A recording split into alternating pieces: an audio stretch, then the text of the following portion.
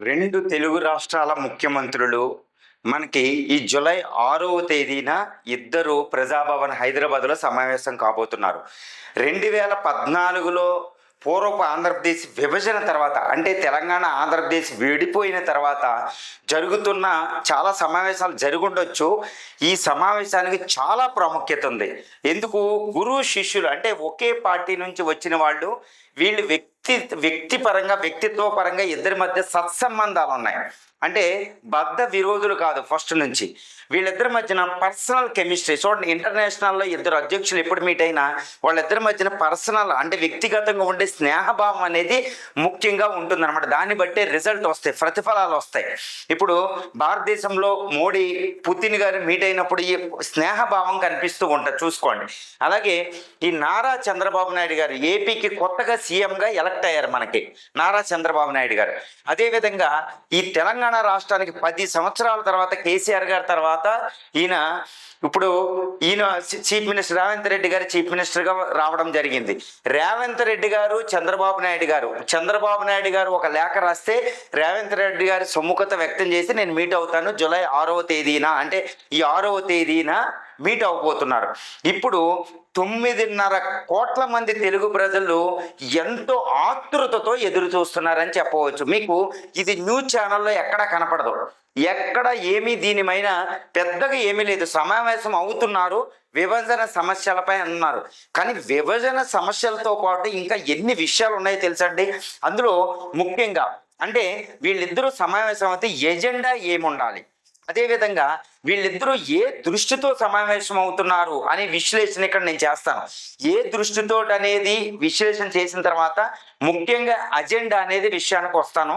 అజెండాలో ప్రాథమికమైన విషయం ఏంటంటే తెలుగు భాష, అదేవిధంగా సంస్కృతి పునరుజ్జీవనంపై వీళ్ళిద్దరూ చీఫ్ మినిస్టర్లు, గౌరవనీయులైన చీఫ్ మినిస్టర్లు దృష్టి పెట్టాలి. ఇది పునర్విభజన సమస్యలు ఉన్నాయి, అది ఆస్తుల పంపకాలు ఇవన్నీ ఉన్నాయి. ఇవన్నీ కూడా చాలా ప్రధానం, అది కాదు అనడంలే. కానీ దానికంటే అత్యున్నతమైన చాలా ప్రభావవంతమైనది ఏంటంటే తెలుగు భాష సంస్కృతి. ఎంతో ఘనం, ఎంతో మహోజ్వలమైన తెలుగు సంస్కృతి ఈ ఆంధ్రప్రదేశ్ విభజన 2014లో కుట్రపూరితంగా జరిగిన విభజన అని చెప్పవచ్చు. అంటే విభజన హేతుబద్ధతని నేను ప్రశ్నించడం లేదు.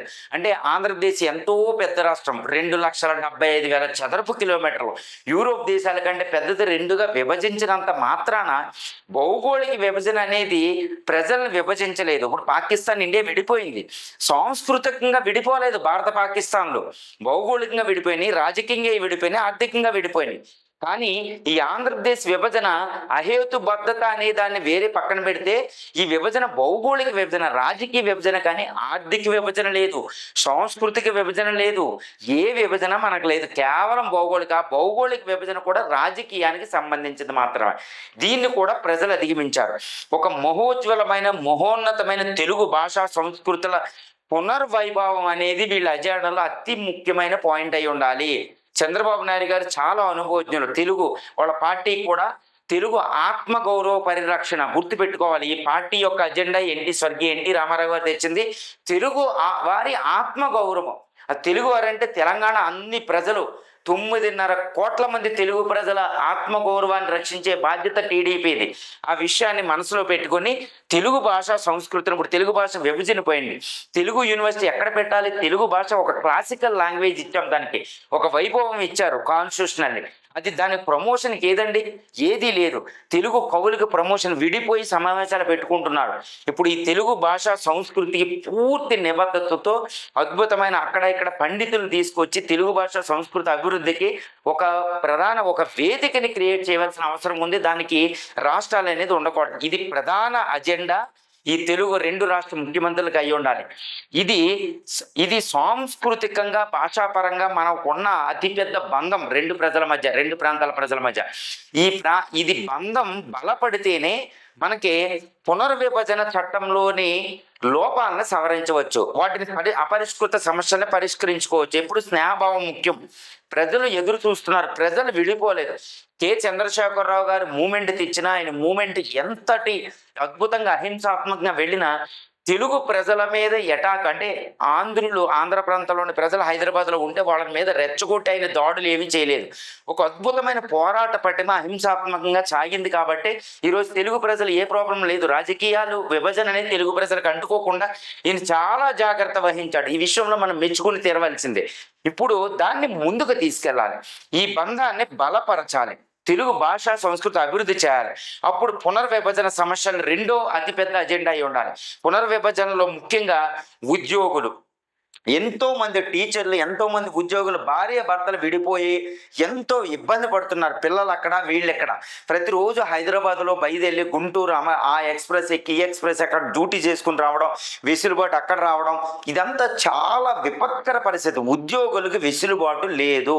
ఈ సమస్యను ఎలా పరిష్కరించాలి? చాలా జాగ్రత్తగా యాస్ట్యూట్గా విజడంతో పరిష్కరించాలి. ఎలా అంటే ఉద్యోగులకు పూర్తి వెసులుబాటు ఇవ్వాలి. వాళ్ళని కొంచెం మనం దాటాలి, రూల్స్ని దాటి వాళ్ళకి పూర్తి వెసులుబాటు అంటే ఎక్కడ ఉంటారో అక్కడికి ఇవ్వాలి. మళ్ళీ ఇంకొకసారి వాళ్ళకి అవకాశం కల్పించాలి. ఈ విషయంలో చాలా ముఖ్యంగా ముఖ్యమంత్రుల స్థాయిలో నిర్ణయం తీసుకోవాలి. కమిటీలు వేసి కాలయాపన చేయొద్దు. ఇప్పటికే 10 సంవత్సరాలు అయిపోయింది, అది రావాలి. తర్వాత అండి, ఈ ఆంధ్రుల అయోధ్య, ఆంధ్రుల సంస్కృతిలో భాగంగా ఆంధ్రుల అయోధ్య, దక్షిణ అయోధ్య అని భద్రాచలం ఉంది.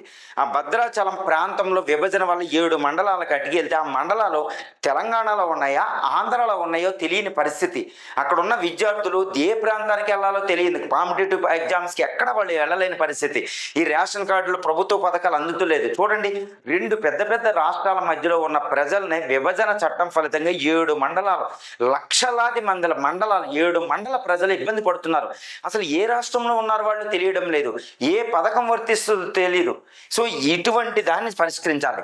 ఓకే, ఆ 7 మండలాల ప్రజల యొక్కల్ని వెంటనే పరిష్కరించాలి. తర్వాత రెండోది ఏంటంటే, ఆంధ్రుల అయోధ్య అయిన భద్రాచలం పట్టణం చాలా పొటెన్షియల్ అండి. అంటే విజయవాడకి 280 కిలోమీటర్ల దూరంలో, 300 కిలోమీటర్లు అటు ఛత్తీస్గఢ్, ఒక అద్భుతమైన పట్టణంగా అభివృద్ధి చెందే అవకాశం ఉన్న భద్రాచలం ఎంత అంటే విభజన వల్ల సర్వనాశనం అయిపోయింది. ఎంత సర్వనాశనం అనే చెప్తాను నేను.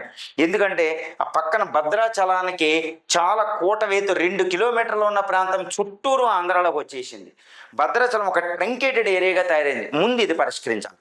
ఆంధ్రప్రదేశ్ ఈ విషయంలో కొంచెం తెలంగాణ వైపు కొంచెం మొగ్గు చూపాలి. ఎందుకంటే ఇప్పుడు ఈ విభజన చట్టం చెందిన కొన్ని గ్రామాలని మళ్ళా ఈ భద్రాచల పరిధిలోకి, ఏదో ఒప్పందం ప్రకారమైన కావద్దు, ఇప్పుడు పార్లమెంట్ చట్టం అవసరం లేదు, ఈ భద్రాచలాన్ని ఒక అద్భుతమైన పట్టణంగా తీర్చిదిద్దడం అనేది 2 రాష్ట్రాల ప్రజల ముఖ్యమంత్రుల యొక్క విధి.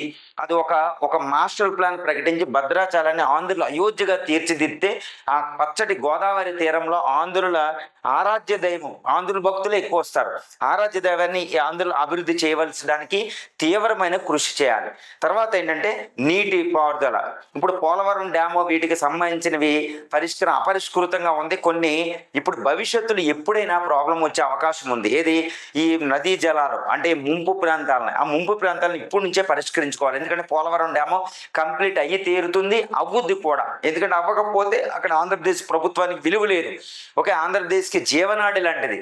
సో దీనికి తెలంగాణ అడ్డు రాను, ఇంకెప్పుడు మేము దానికి రాము. కానీ ముంపు ప్రాంతాల ప్రజలకి నష్టపరిహారాలు ఇవన్నీ కరెక్ట్గా అయ్యేటట్టు చూసుకునేటట్టు చేసుకోవాలి. తర్వాత ఆంధ్ర రాజధాని నిర్మాణంలో తెలంగాణ యొక్క సహకారం మనకు అవసరం అవుతుంది. ఆ అవసరాన్ని తీర్చాలి. ఎందుకంటే అక్కడ కాంట్రాక్టులు చాలా వస్తాయి అన్నమాట. ఈ అమరావతితో ఎక్కడ అభివృద్ధి చేసినా ఈ రాజధాని నిర్మాణంలో తెలంగాణ యొక్క పెట్టుబడులు ఇవి మనకు అవసరం అవుతుంది. 2, ప్రత్యేక హోదా ప్రకటించేటప్పుడు ఆంధ్రప్రదేశ్కి ఏదైనా ప్రత్యేక హోదా ప్యాకేజ్ ఇచ్చినప్పుడు తెలంగాణ నుంచి అభ్యంతరాలు లేకుండా ఇద్దరు మాట్లాడుకోవాలి. ఎందుకంటే తెలంగాణ అభివృద్ధికి ఆటంకం లేకుండా, తెలంగాణ భవిష్యత్తు అభివృద్ధి కూడా ఆటంకం లేకుండానే ఏదైనా ఆంధ్రప్రదేశ్ అభివృద్ధి చేయాలి.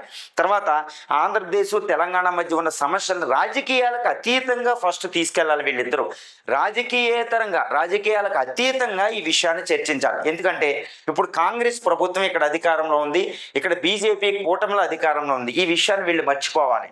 ఒకటి కాంగ్రెస్ వర్సెస్ బీజేపీ రకంగా ఇక్కడ ఉండకూడదు. అక్కడండి 2, ఇక్కడ వీళ్ళిద్దరూ పరిష్కరించాలంటే ఒక్క విషయాన్ని మర్చిపోకూడదు. చంద్రబాబు నాయుడు గారికి జగన్ గారి సహకారం, అదేవిధంగా రేవంత్ రెడ్డి గారికి ఈ ఉద్యమ నాయకుడని కేసీఆర్ గారి సహకారం అనేది ముఖ్యం. కాబట్టి వీళ్ళు రాజకీయాలుగా ఎప్పుడైతే ఈ సమావేశాన్ని తీసుకెళ్తారో మేమే పరిష్కరిస్తున్నాం, అంతకు ముందున్న చీఫ్ మినిస్టర్ పరిష్కరించలేకపోయాడని ఈయన కానీ నిందించకూడదు. రాజకీయాలకు అతీతంగా చూడాలి. కేసీఆర్ గారి సహాయం ఒక ఉద్యమ పార్టీ అంటే బీఆర్ఎస్ అంటే తెలంగాణ మనుగడకే పుట్టిన పార్టీ ఎప్పుడు కూడా చూస్తూ ఉంటుంది రాజకీయ లబ్ధికి. అది కేసీఆర్ గారు చూడకుండా, రేవంత్ రెడ్డి గారు విమర్శించకుండా ఇప్పుడు ప్రస్తుత భవిష్యత్తుని మాత్రమే చూడాలి. ఫాస్ట్ ఈజ్ ఫాస్ట్ అంతే, బైగాన్ ఈజ్ బైగాన్ అనుకోవాలి. అదేవిధంగా జగన్ గారు కూడా అంతకు ముందు జరిగిన దాన్ని విమర్శించకూడదు, చంద్రబాబు నాయుడు గారు కూడా పరిష్కరించలేకపోయారు ఇది అది అని ఈయన అనకూడదు. ఇప్పుడు అయిపోయింది. ఓకే, మీరు నిష్ణాతులు, ఎంతో తెలివైన వాళ్ళు. మీరు ఈ విషయాన్ని మాత్రం ఇప్పుడు నుంచి ఉన్న భవిష్యత్తు మీద కార్యాచరణ పెట్టాలి.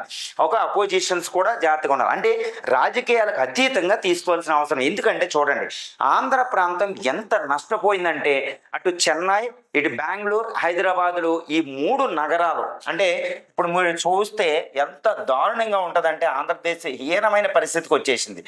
ఇక్కడ బెంగళూరు ఉంటుంది, అదేవిధంగా ఇక్కడ హైదరాబాద్ ఉంటుంది, ఇక్కడ చెన్నై. ఈ 3 నగరాలు వీటిని మొత్తాన్ని పీల్చి పిప్పు చేస్తున్నాయి అనమాట. ఒక వలస అంటే ఆంధ్రప్రదేశ్లో గ్రాడ్యుయేషన్ చదువుకున్న వాళ్ళు బయటికి వెళ్ళిపోతున్నారు. కాబట్టి ఒక నగర అభివృద్ధి సాగాలి, ఒక బ్యాలెన్స్డ్, ఒక సంతులన అభివృద్ధితో కూడిన అభివృద్ధి ఆంధ్రప్రదేశ్లో రావాలి అంటే పక్క రాష్ట్రాల సహకారం మనకి చాలా ఇంపార్టెంట్. అదేవిధంగా మనకు ఒక వ్యూహాత్మకం కావాలి. ఆ వ్యూహంలో భాగమే తెలంగాణతో మనకి ఇమీడియట్గా ఒప్పందం ఉండాలి. వాటితో ఎటువంటి పరిష్కారాలు ఉండకూడదు. ఎందుకంటే రాజకీయాలుగా మాత్రమే ఆంధ్రప్రదేశ్ విభజన ఆంధ్రప్రదేశ్ ప్రజలు జరిగింది, కానీ వాళ్ళు సాంస్కృతికంగా, భాషాపరంగా, ఆర్థికంగా ఎటువంటి విభజన లేదు. ఇది మనం ఇది గుర్తుపెట్టుకోవాలి. సో ఈ విధంగా ఇప్పుడు రాజకీయ విభజన అనేది కూడా మనం చెరపగలిగితే ఒక అద్భుతమైన ప్రగతి ఆంధ్రప్రదేశ్ భాషా సంస్కృతికి, ఒక మహోజ్వలమైన ఆంధ్ర సంస్కృతి మళ్ళా. అంటే నేను ఏం చెప్తున్నానంటే ఆంధ్రప్రదేశ్ మహోజ్వల భాషా సంస్కృతులు పరిణామ క్రమం ఆగిపోయింది. పక్కన కన్నడతో పోల్చిన, తమిళంతో పోల్చిన, ఓకే, మన భాష పరిణామ క్రమం ఆగిపోయింది. సాంస్కృతిక పరిణామ క్రమం స్తంభించింది. దాన్ని మళ్ళా పునర్వైభవం, మళ్ళీ రిజువనేట్ చేయవలసిన అవసరం ఈ ఇద్దరు చీఫ్ మినిస్టర్లపై ఉంది. వీళ్ళిద్దరూ బాధ్యత ఎరిగి సమావేశం అవుతున్నారంటే ఒక అద్భుతమని చెప్పాలి. ఓకే, భాషల ఆశలు, ఆకాంక్షలు అంటే 9.5 కోట్ల మంది ప్రజల ఆశలు, ఆకాంక్షల్ని వీళ్ళు అద్భుతంగా తీసుకెళ్తారని, అదేవిధంగా ఇటు అపోజిషను, ఈ తెలంగాణలో అపోజిషన్ కూడా సహకరిస్తారని, వాళ్ళ సహకారం కూడా వీళ్ళు తీసుకునే విధంగా వీళ్ళ భాష, మాటలు, ప్రవర్తన ఉంటాయని ఆశిద్దాం. ఇది కేవలం వీళ్ళు పర్సనల్గా అయ్యి ఉండకూడదు. ఎందుకంటే కాంగ్రెస్, టీడీపీ, ఇక్కడ కొంత కమ్మ సపోర్ట్ అనేది రేవంత్ రెడ్డి గారికి అవసరమైంది ఓట్ బ్యాంక్కి. ఈ విషయాన్ని దృష్టిలో పెట్టుకుని ఈయన సమావేశం అవుతున్నారనేది పక్కన పెట్టాలి. ఓకే, తెలుగు ప్రజల ఆశలు, ఆకాంక్షలు నిర్వర్తిస్తే మీరు అక్కడ ఉన్న 5.5 కోట్ల మందికి, ఇక్కడ మీరున్న 4.5 కోట్ల మందికి ముఖ్యమంత్రులుగా చూసుకోకండి. మీరిద్దరూ మొత్తం తెలుగు భాషలో ఉన్న 10 కోట్ల మంది తెలుగు ప్రజలకి రిప్రజెంటేటివ్గా, వాళ్ళ ఆశలు, ఆకాంక్షలకి మనం ప్రాతినిధ్యం వహిస్తున్నాం అనేది గుర్తుపెట్టుకోవాలి. అప్పుడే మీకు, మీ పార్టీలకి తెలుగు ప్రజలు ఉండి మీరు 10 కాలాల పాటు ఉంటారని ఆశిద్దాం.